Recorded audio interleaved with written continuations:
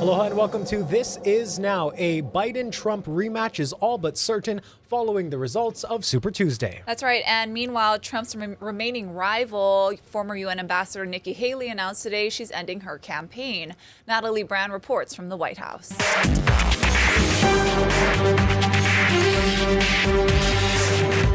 The time has now come to suspend my campaign. Nikki Haley made history as the first woman to win 2 GOP presidential primary contests, but it wasn't enough to slow former President Donald Trump's march to the nomination. I said I wanted Americans to have their voices heard.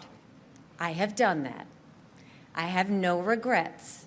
And although I will no longer be a candidate, I will not stop using my voice for the things I believe in. Haley, Trump's former UN ambassador, stopped short of endorsing him. Her campaign says there remains a large block of Republican primary voters expressing deep concerns about the former president. It is now up to Donald Trump to earn the votes of those in our party and beyond it who did not support him. And I hope he does that. CBS News exit polling from North Carolina shows most Haley voters are not committed to supporting the GOP nominee. She attracted independents like Donna Patterson. I told my friends, if Mickey drops out, I'm voting for Mickey Mouse. I don't like either one. As President Biden and former President Trump prepare for a general election rematch, both campaigns will be trying to win over Haley's supporters. We have a great Republican Party with tremendous talent, and we want to have unity, and we're going to have unity. And it's going to happen very quickly. The Biden campaign acknowledges national polling shows it will be a close race, but says Super Tuesday confirmed Trump has not expanded his appeal beyond his base and argues 10% of voters or more remain undecided. Natalie Brand, CBS News, the White House. As you heard, Super Tuesday is paving the path forward for the presidential candidates remaining in the race. For more of a breakdown on all of these numbers, let's send things over to CBS News Director of Elections and Surveys, Anthony Salvanto. It was Super Tuesday. It certainly was super for the Donald Trump campaign. Take a look at this. As we speak, he's got all these states lit up in red, the big prizes. California, Texas, he's got 696 delegates added to his tally. Nikki Haley didn't get enough such that she couldn't necessarily stop Donald Trump from wrapping up this nomination by next week. Now, let's take a look at some of the things that voters told us in the exit poll, because this is important even as we head into November. In Virginia, for example, Nikki Haley's voters, would you vote for the Republican nominee no matter who it is? Only 25% said yes. Now, we know from national polling, more of them might very well come back home to the Republican nominee, but that opens questions about where they might go. Now, take a look at this, because it's really important.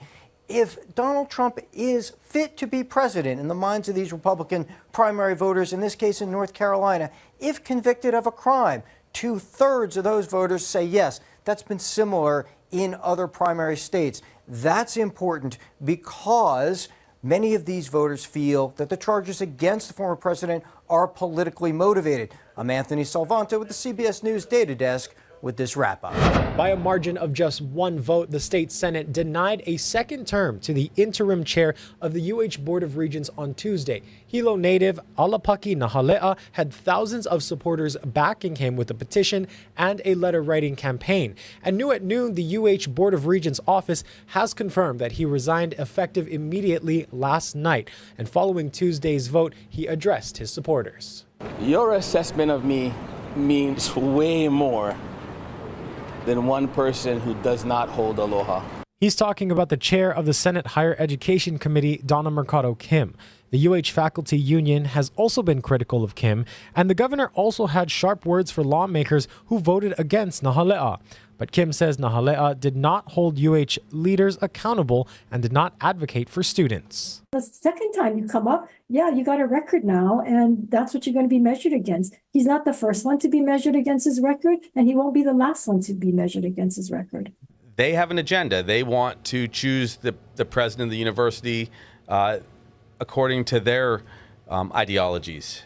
And that's been an ongoing fight. This is a direct reflection of that.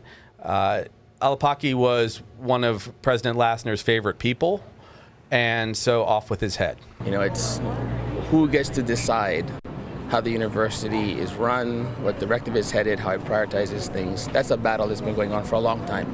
Yesterday, the governor said Nahalea could stay on the job until July, but as we just reported, he resigned effective immediately last night.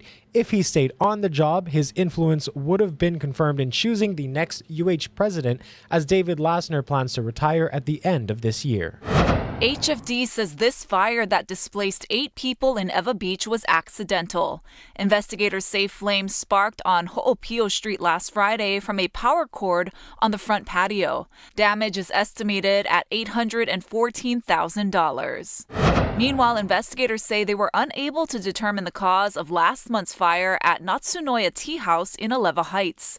HFD says that fire broke out in an area used for storage behind the restaurant on Makanani Drive. That fire caused about $834,000 in damage. On Kauai, a man has pleaded not guilty after he allegedly bit a nurse. 22-year-old Shea Ramirez has been charged with felony assault. The alleged incident happened back in November at the Kauai Veterans Memorial Hospital. His trial is set to begin in May. HNN investigates new developments in the case of a woman beaten to death 2 years ago outside the Kapolei police station. A judge ordered suspect Michael Armstrong to continue mental health treatment until his hearing next June. Meanwhile, another judge has dismissed a federal lawsuit over the woman's death, and HPD has fired a desk officer who allegedly ignored a request to help the woman before she was killed. Allison Blair has more. On February 12th, HPD says Officer Sandy Caesar was terminated. HNN investigates asked if her firing had anything to do with Johnson's death, but the police department wouldn't say, calling it a pending personnel matter. On February 15th, 2022, Linda Johnson was brutally beaten to death on the front steps of the Kapolei police station. The 48-year-old and Michael Armstrong, the man suspected of killing her, both suffered many years with mental illness. Both had also recently been locked up by Honolulu police. 2 days prior to her death, Johnson was arrested in Waikiki for being on the beach after hours. An HPD policy in place at the time required that she be transported 25 miles to the Kapolei police station for processing. Upon her release, she had no way to get herself back to town. She was stuck there. So she was there for another 2 days almost after her release by the Honolulu Police Department. And it was during that period of time that she was attacked and killed. Attorney Jonathan Liu is currently appealing the dismissal of a wrongful death lawsuit thrown out by a U.S. District Court judge in January. We basically claimed that the city and county and certain police officers were liable for the death of Linda Mae Johnson. Court records show the attack happened within minutes of Armstrong being released from jail pending investigation. The day prior to the killing, the 35-year-old was arrested after allegedly assaulting a worker at his care home, as well as a police officer. The attorney says Armstrong had a long history of mental illness and spent years bouncing in and out of institutions. At a minimum, he should have been sent back to the Hawaii State Hospital for violating the conditions of his release. Tell me what Sandy Caesar's role was in all of this. Sandy Caesar was one of the desk officers at the Kapolei station. According to a witness who testified at the suspect's preliminary hearing, Johnson asked for emergency assistance just before the attack. In a 2022 interview, Thomas Smith told HNN Investigates after getting the woman 2 bottles of water, he walked inside the police station and told an officer working behind the desk there was a woman outside who needed help. She got up from her desk, came in front of the glass, and we had a conversation about it. So she didn't come out the doors to check on the lady. She went more deeper into the station. This was approximately 20 or 30 minutes before Linda Mae Johnson was actually beaten to death. After the attack, she goes back inside the station to try and find an officer to render aid, and there's nobody at the front desk. He can't find an officer. He ends up calling 911. The Honolulu Police Department wouldn't confirm if Caesar's termination was related to Johnson's death. A spokesperson said in a statement, because this is a pending personnel matter, no additional information is being released at this time. According to the police union, an employee has 20 calendar days from the date of termination to file an appeal. As of early this week, time ran out. However, it's still unclear if an appeal was ever filed. In a statement, a spokesperson for the city and county of Honolulu called Johnson's death tragic. The email went on to say the federal district court ruled in favor of the city due to insufficient factual allegations of malice by specific city employees. The court also ruled the complaint did not adequately plead the narrow state-created danger doctrine. The city says it remains confident that the court's well-reasoned order based on established case law will lead to the dismissal of the plaintiff's appeal. Allison Blair, Hawaii News Now. U.S. lawmakers are rushing to pass funding legislation ahead of a possible government shutdown on Friday. The House is expected to vote on several key bills today, and the Senate must take up the measures after the House acts. The time crunch is even tighter, with President Joe Biden's State of the Union address taking up significant time on Thursday, but lawmakers are confident the spending package will be passed. It is backed by the top Democrats and Republicans in both chambers. Meanwhile, the U.S. Supreme Court has set a date for oral arguments in Donald Trump's presidential immunity case. The court will hear the arguments on April 25th. Trump's attorneys argue he is immune from prosecution because he was acting as the president at the time. A federal appeals court ruled that there was no basis for Trump to assert that former presidents have blanket immunity from prosecution for any acts committed as president. Trump is facing a 4-count indictment in Washington, including charges of conspiracy to defraud the U.S. and conspiracy to obstruct an official proceeding. He has pleaded not guilty. Even if Trump loses in the high court, the trial would not take place until well into election season. But if he wins, the charges would then be dismissed. A tech billionaire buying up land in Hawaii just made a large donation to hospitals to bolster healthcare access across the islands. Salesforce CEO Mark Benioff and his wife donated $150 million to support Hilo Medical Center and Straub Medical Center in Honolulu. He's been living in a mansion in Waimea on Hawaii Island for the last 20 years, but has recently been buying up land on the island, totaling around 600 acres. Governor Josh Green spoke on the donation on Spotlight Now yesterday. Let's get the story straight, okay? Man, the internet is so effed up, I can't even tell you, okay? So this guy bought hundreds of acres and gave it to the city and county to build affordable housing. He gave the land. He gifted it. And then on the hospital issue, Hilo Hospital, Mr. Benioff, Mark, called me up and said, I hear that Hilo Hospital needs to be helped. I will match dollar for dollar any money you put there from the state. And I said, all right, I'm going to put $50 million into Hilo Hospital. Will you do $50 million? And he said, okay. And then the $100 million he gave to Hawaii Pacific Health, which will help them expand their services statewide. Mind you, Hawaii Pacific Health just provided the care for all of our burn victims. I mean, are we really going to complain about that? I don't know why, except that there is a fundamental problem with taking some people's complaints and conflating them into a rage against people who are trying to do some good.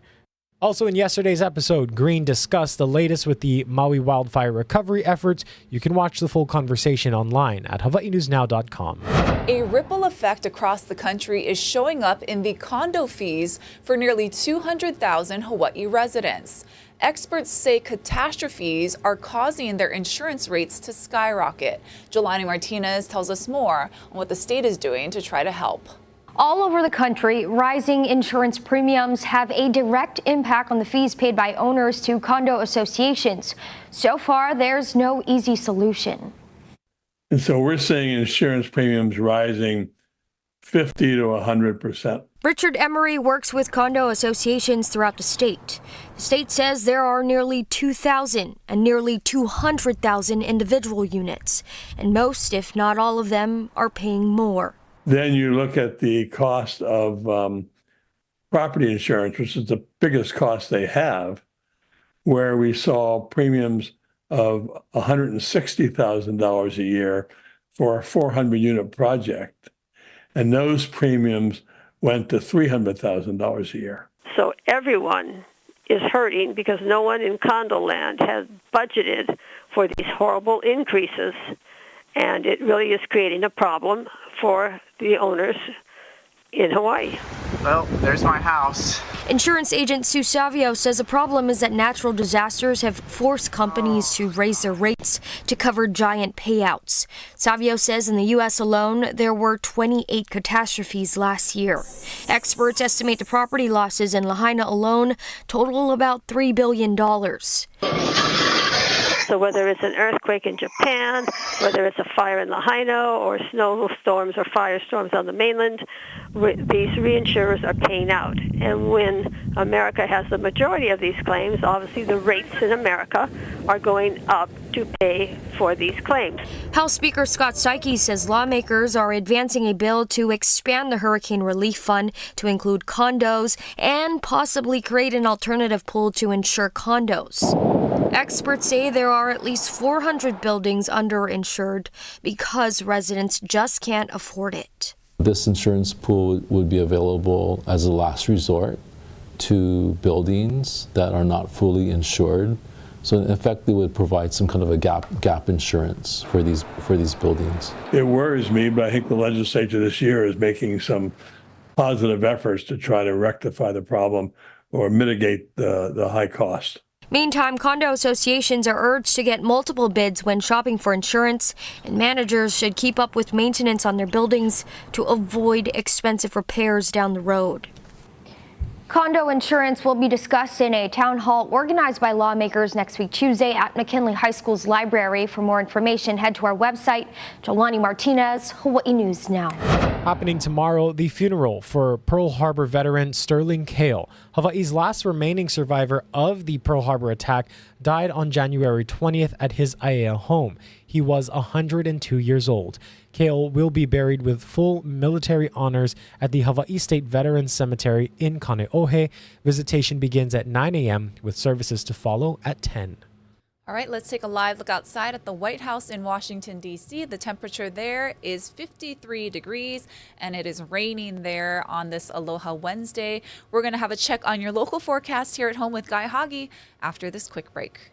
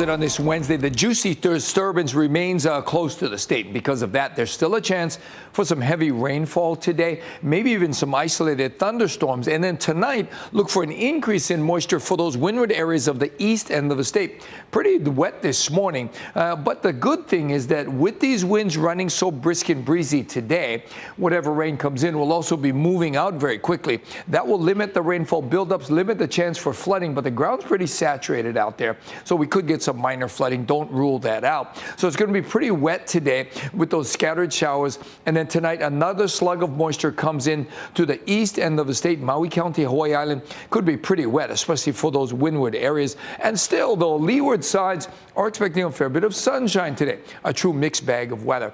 Now, as far as the surf, it's still elevated over on the east shores. That's because of the persistent gusty trade winds kicking up that wind swell. We got a couple northwest swells coming in over the next couple of days, but for today, swells are on the decline. So we've got the wet weather today, pretty much statewide, pretty much favoring windward sides. Again, leeward sides will see some sunshine with some dry weather every now and then. And then tonight, we'll see more showers for the east end of the state. By tomorrow, the rain should be backing off. Still a little damp for those windward areas through the forecast period with those trade winds. So still a little damp with those overnight and early morning showers favoring windward sides. Leeward side should dry up. And look at those winds, especially gusty from Friday through Sunday. In today's news from the feeds, the TSA is conducting some testing at the Las Vegas International Airport. They're looking for ways to better expedite the process with some new equipment. Carter Evans gives us a look. Place your phone in the tray. This could be the future of airport security. At the TSA's Innovation Checkpoint at Las Vegas International, travelers are testing new self-service technology for the first time. When I look at this new checkpoint, I can't help but think about the self-checkout line at the supermarket. That was an idea. TSA Administrator David Pekoski wants to make checkpoints more do-it-yourself. All the technology we put in place is much better for security, it's more efficient for passengers, and it's a better passenger experience. You have everything tucked in, inside your bin? Yes. Here, passengers are greeted by a virtual agent. If you have a question, it's really easy just to talk to the camera, get a very quick answer back. Real agent, real person. Right, who doesn't have to physically be in the checkpoint with you. The idea is it's supposed to be like a regular TSA checkpoint, except fewer TSA agents and hopefully streamlined. Let's see how it goes. How may I assist you today? Hi, just making sure I'm doing everything right here. I got the belt off, I got the jacket off. Great, sounds like you're doing a good job. So now we go into the body scanner here. It's a little different. Okay, overall, it's pretty simple. The conveyors here are all automated in case your bag needs to go for a secondary manual screening, and there's my bag waiting for me. On the day we were there, the machine was sensitive. I see, the hair clip. The hair clip? Oh my God, are you serious? And it worked seamlessly for others. I went through, they scanned, and through I went. Typically, there are 5 to 7 officers at each checkpoint. Here, there are only 2, and there's an automated conveyor that'll move your bag to the front of the line if it needs to get rescreened. You don't have to have an officer physically pick up a suitcase and walk it 30 feet. It should make it easier for officers to focus on addressing risks and threats. So for people who might actually go through this here in Vegas, they should know it's still not ready for prime time. It's in beta testing right now. Yeah, they should know we're looking at different solutions. They might see elements of this up here in checkpoints in the next few years. A glimpse into the future. I'm Carter Evans in Las Vegas.